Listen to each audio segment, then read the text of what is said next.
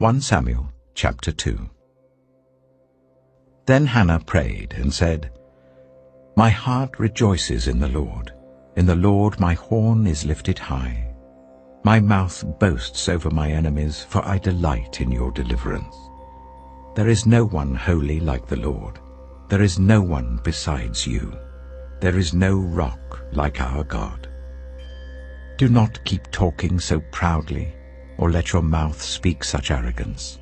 For the Lord is a God who knows, and by him deeds are weighed. The bows of the warriors are broken, but those who stumbled are armed with strength. Those who are full hire themselves out for food, but those who are hungry no more. She who was barren has borne 7 children, but she who has had many sons pines away. The Lord brings death and makes alive. He brings down to the grave and raises up. The Lord sends poverty and wealth. He humbles and he exalts. He raises the poor from the dust and lifts the needy from the ash heap. He seats them with princes and makes them inherit a throne of honor. For the foundations of the earth are the Lord's. On them he has set the world. He will guard the feet of his faithful servants, but the wicked will be silenced in the place of darkness. It is not by strength that one prevails.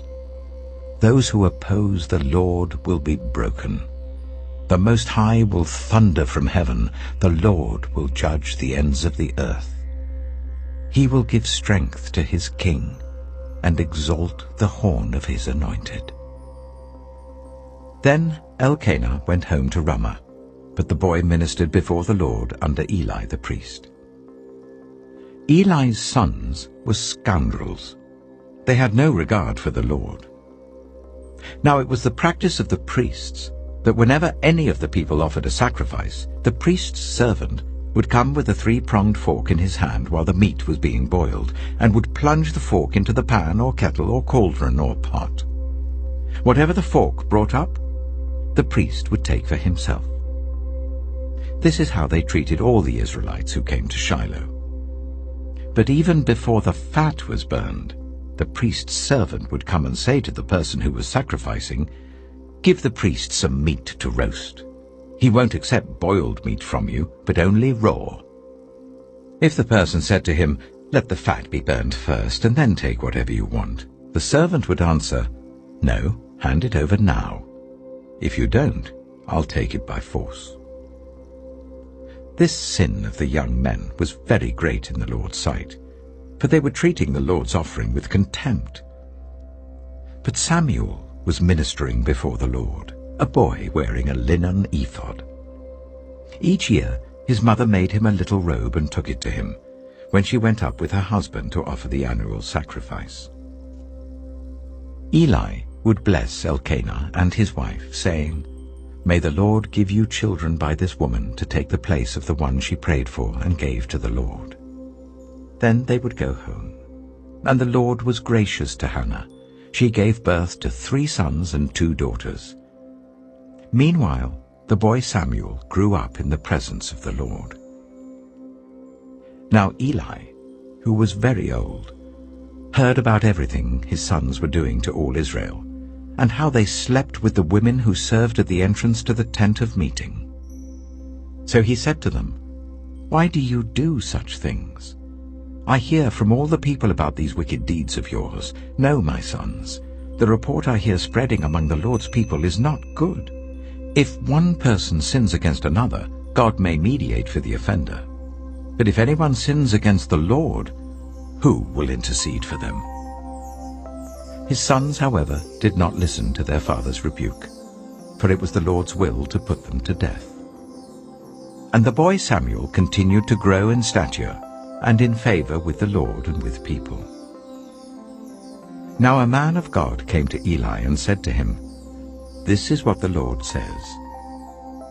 Did I not clearly reveal myself to your ancestors' family when they were in Egypt under Pharaoh?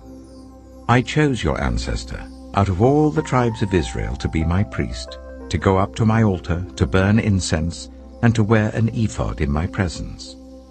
I also gave your ancestors' family all the food offerings presented by the Israelites. Why do you scorn my sacrifice and offering that I prescribed for my dwelling?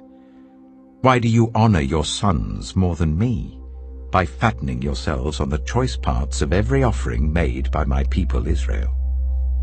Therefore the Lord, the God of Israel, declares, I promised that members of your family would minister before me forever. But now the Lord declares, far be it from me. Those who honor me, I will honor, but those who despise me will be disdained. The time is coming when I will cut short your strength and the strength of your priestly house, so that no one in it will reach old age, and you will see distress in my dwelling. Although good will be done to Israel, no one in your family line will ever reach old age. Every one of you that I do not cut off from serving at my altar, I will spare only to destroy your sight and sap your strength, and all your descendants will die in the prime of life.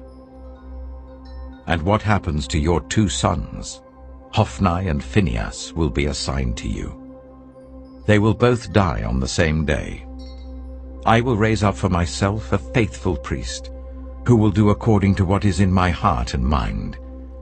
I will firmly establish his priestly house, and they will minister before my anointed one always. Then everyone left in your family line will come and bow down before him for a piece of silver and a loaf of bread, and plead, appoint me to some priestly office, so that I can have food to eat.